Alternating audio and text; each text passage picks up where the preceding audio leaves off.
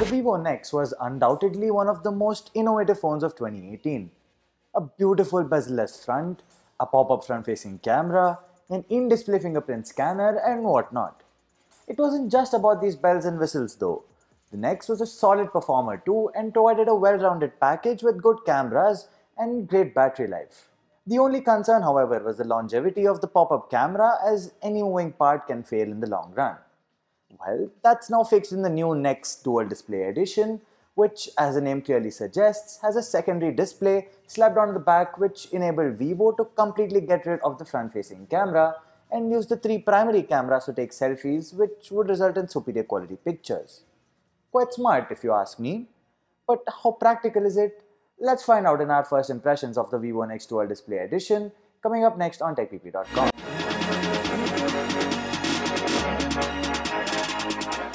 Hey guys, this is Sumukh from TechPP, and I've been playing around with the Vivo Nex Dual Display edition for a bit, so I'm going to let you know my first impressions of the device and what you can actually do with the secondary display on the rear.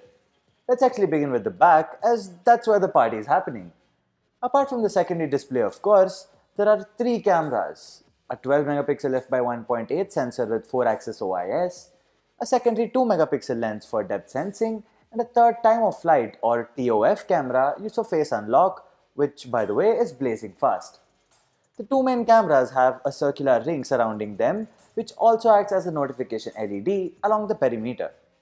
This ring also overlaps with the secondary display partially, and I wonder if it was necessary at all for anything other than the aesthetics. There's also an earpiece on either side, which means you can take calls irrespective of which screen you're using.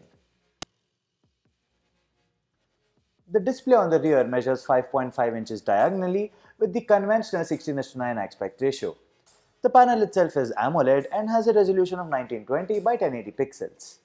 The display looks quite sharp and vivid, but has some scaling issues currently, so if you're running games or a few apps in the landscape orientation, you will see black bars on the top and bottom.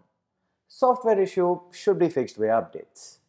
The metallic frame houses a USB-C port at the bottom, along with a speaker grill and a dual SIM slot, while the volume rocker and one of the two power buttons are located on the right edge.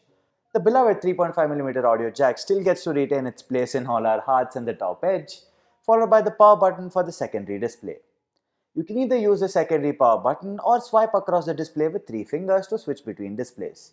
The rest of the phone stays similar to last year's Nex, with a Snapdragon 845 chip under the hood, a bezel-less and of course notch-less 6.4-inch Full HD AMOLED display with an in-display fingerprint scanner, and a 3500 mAh battery, which surprisingly is smaller than the 4000 mAh unit on the original Nex.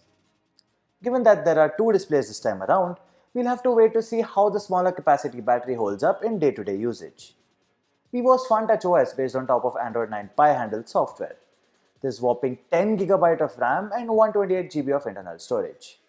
I wish Vivo waited for slightly longer and shipped it with the new Snapdragon 855, but we'll have to settle for what we're getting. So, what all can you do with the secondary display? The primary use of that secondary panel is of course to help you take selfies using the rear shooters. Hit the flip camera button in the app and turn your phone over to take selfies. The ring LED emits light from two different spots instead of the conventional flash to make it seem more even.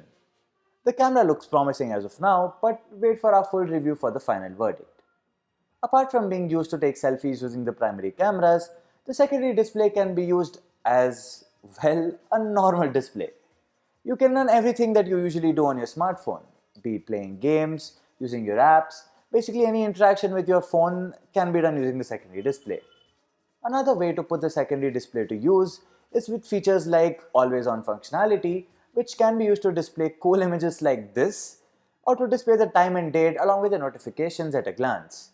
And then there's the ability to use a social media app on the secondary display while gaming on the primary one, which can be handy if you want to reply to a message while you're playing PUBG. Finally, there's also something called Paint Heart, which lets you draw or write something on the primary display and make the same thing appear on the secondary one so that the person sitting opposite to you can also see it. The same can be done even for an image. These were my initial impressions after meddling with the new Vivo Nex Dual Display edition. While the concept of having a secondary display does look cool and allow for a completely bezel-less front, there are some aspects of it which concern me, like the fragility of the secondary panel or the practicality of the concept itself, but it's probably too early to comment on it. What do you think about it? Would you like having two displays on your smartphone? Do let us know in this poll right here. I'll be back with my experience of using the phone for an extended period and my views on the dual display concept. So until next time, may the tech be with you.